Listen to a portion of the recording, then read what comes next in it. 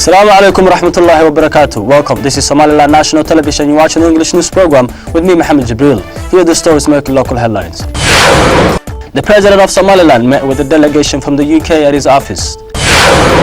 State funeral was held for the late Director General of Somaliland Ministry of Labour and Social Affairs.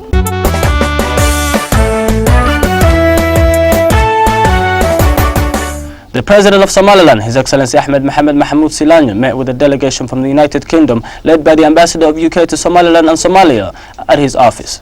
The President of Somaliland, His Excellency Ahmed Mohamed Mahmoud Silanyo, met with a delegation from the United Kingdom led by the Ambassador of UK to Somaliland and the neighbouring country Somalia at his office in the capital of Somaliland, Hargeisa. The aim of this meeting was to discuss the enhancement of the diplomatic relationship between the two nations and other keynote elements. The Somaliland Minister of Interior, accompanied by the Speaker of Somaliland Presidential Palace and the Minister of Information, Culture and National Guidance, speaking to the press after the meeting, elaborated on the outcomes of the agendas of this meeting. The ministers mentioned that the agendas that was on the radar of these officials included the progress of the growing Somaliland's democracy, the burning point of the forthcoming presidential election expected to be held on March 2017, and other keynote agendas. These high-ranking officials of Somaliland government speaking to the press also mentioned that the two nations discussed on the national security, which Somaliland government has a legacy of sustaining it. On the other hand, the ambassador of the UK government to Somaliland and the neighbouring country Somalia, Harriet Matthew, held a meeting with the chairman of the ruling political party Kulmiya, Tue-30 Abdi, in Hotel Ambassador. More meetings are expected to be held by the ambassador of Somaliland and Somalia affairs in the forthcoming few days.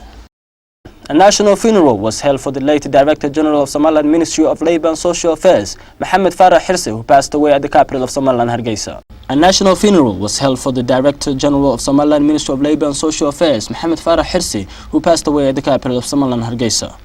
This funeral was attended by high-ranking officials of Somaliland government, elders, politicians, residents and other keynote members of Somaliland society. The chairman of the ruling political party, Tue-30 Abdi, speaking at the opening of the event to the reporters of Somaliland National Television, sent his condolences to the public of Somaliland and the families of late Mohammed Hirsi. The chairman enlarged the lifetime biography of the late Director General, mentioned that he was one of the remarkable members of this state and contributed to the peace and prosperity Somaliland public benefits from. Somaliland Minister of Social Affairs, Umar Yere, who also spoke at the event, sent his condolences to the late Director General's family and admired his contribution to this independent great nation.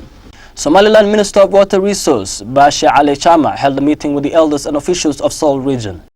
Somaliland Minister of Water Resources, Bashi Ali Chama, on work-related trip on the far east regions of Somaliland, Sol, held a meeting with the officials and the elders of Sol region. The minister listened to the complaints from the residents and officials of Sol region, stating that there is no sufficient time to finish the civil registration. Somaliland is expected to hold its democratic, free and fair elections on March 2017. With that being mentioned, that the civil registration for the voters of this election is still ongoing throughout the different regions of Somaliland and is still under process. Minister Bashi, speaking to the residents, elders and officials of Sol region, mentioned that he will deliver their complaints to the Electoral Commission and the committee assigned to complete these tasks. The minister also stated that civil registration is rightful rights to be a member in this community. Somaliland-born diaspora delegation, accompanied by the former State Minister of Foreign Affairs, Mohammed Rashid, visited Somaliland National Library.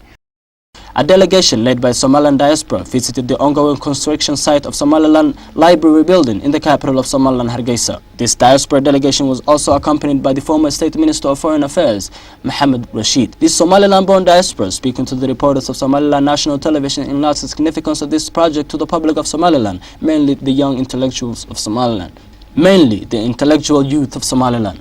Conclusively, the former State Minister of Foreign Affairs, Mohammed Rashid, speaking at the event, mentioned that the first floor of the building has already been completed and the rest is expected to be finished by mid-next year. The former State Minister, together with the Somaliland-born diasporas, urged the people of Somaliland, wherever they live in this world, to participate on completing this essential project. Most of these diaspora that visited this site were from Europe and the United Arab Emirates.